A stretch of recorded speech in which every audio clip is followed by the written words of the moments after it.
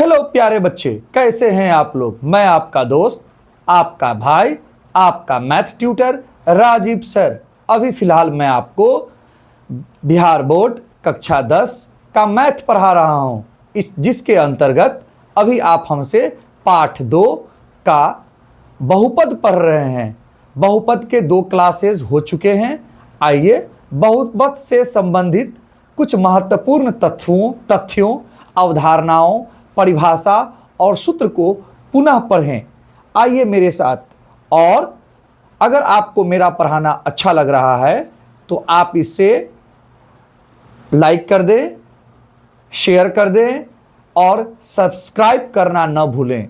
तो आइए मेरे साथ बोर्ड पे।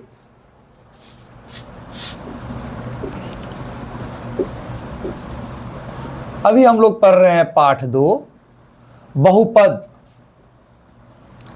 इसके अंतर्गत हमने पढ़ा है, मैं आपको बताऊं, बहुपद का परिभाषा। बहुपद किसे कहते हैं? बहुपद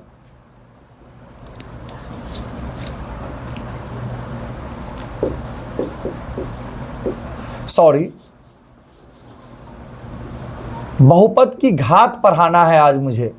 बहुपद की घात, बहुपद का घात पढ़िए।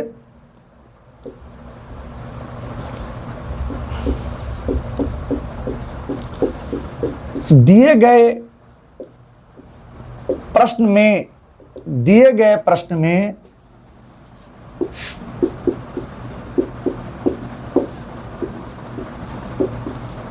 सबसे बड़े घात को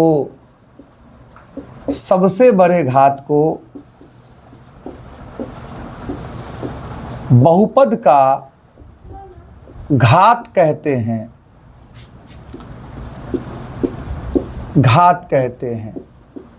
बहुपद का घात किसे कहते हैं? दिए गए प्रश्न में सबसे बड़े घात को बहुपद का घात कहते हैं। जैसे आइए कुछ एग्जाम्पल्स लेते हैं। 6x² - 4x + 7x पर पावर 3। इसमें आप देखेंगे तो मैंने आपको बताया था बेसिक कॉन्सेप्ट में कि घात हमेशा चर पर देखना चाहिए, चर पे। तो चर पर अगर आप घात देखते हैं तो आप देखते हैं x पर पावर 2, x और x पर पावर 3। इसमें सबसे बड़ा घात है 3। इसमें सबसे बड़ा घात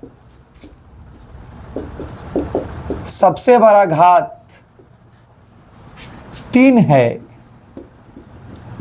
इसीलिए बहुपद का घात 3 कहलाएगा।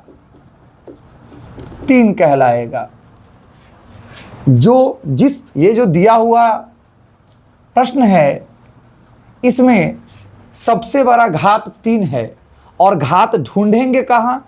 A से लेकर के Z तक के ऊपर चर पे। चर किसको कहते हैं? जिसको आप वेरिएबल कहते हैं, जिसका मान बदलता रहे। हर प्रश्न में जिसका मान हमेशा बदलता रहे उसको वेरिएबल या चर कहते हैं। चर कौन है आपके भाषा में? A से लेकर के Z तक। यहाँ कौन सा चर का प्रयोग किया गया है? x का। किस चर का प्रयोग हुआ है? x का। और उस पर घात क्या क्या है? 2 है, कुछ नहीं, मतलब 1 है और 3 है। तो सबसे बड़ा घात क्या कहलाया? 3। इसीलिए बहुपद का घात क्या हो जाएगा? 3 हो जाएगा। और भी प्रश्न देखिए, उदाहरण देखिए।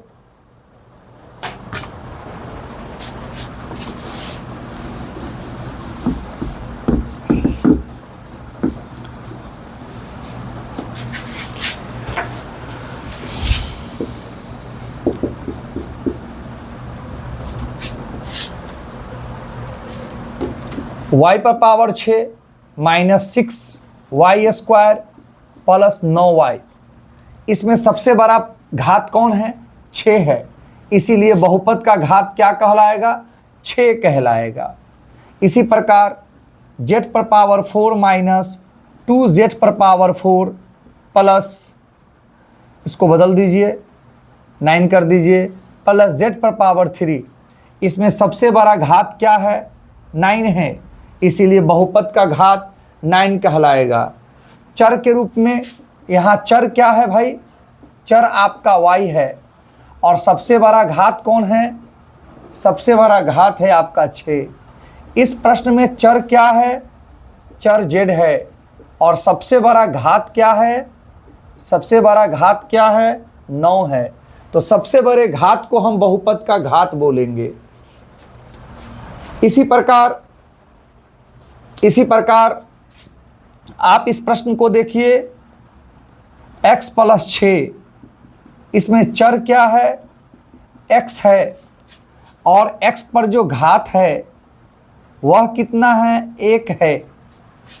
तो जिस प्रश्न का सबसे बड़ा घात 1 होगा उसे हम लोग रैखिक बहुपद या एक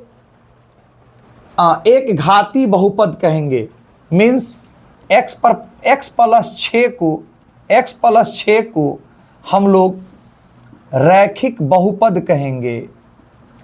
रैखिक बहुपद कहेंगे या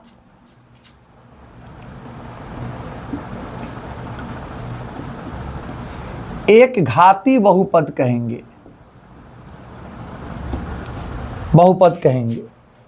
रैखिक बहुपद का व्यापक रूप क्या होता है? तो रैखिक बहुपद का व्यापक रूप ax + b होता है। ax + b होता है, जहां a का मान 0 नहीं होना चाहिए। उसके बाद इस तरह के प्रश्न को बनाने के लिए फॉर्मूला क्या है? x बराबर -b/a है। इस प्रश्न में देखा जाए तो x + 6 जो मेरा प्रश्न है उसमें सूत्र लगा ax + b, तो a का मान निकल करके आया 1, माइनस पहले से है, b का मान निकल करके आया 6, फाइनली आंसर हुआ -6।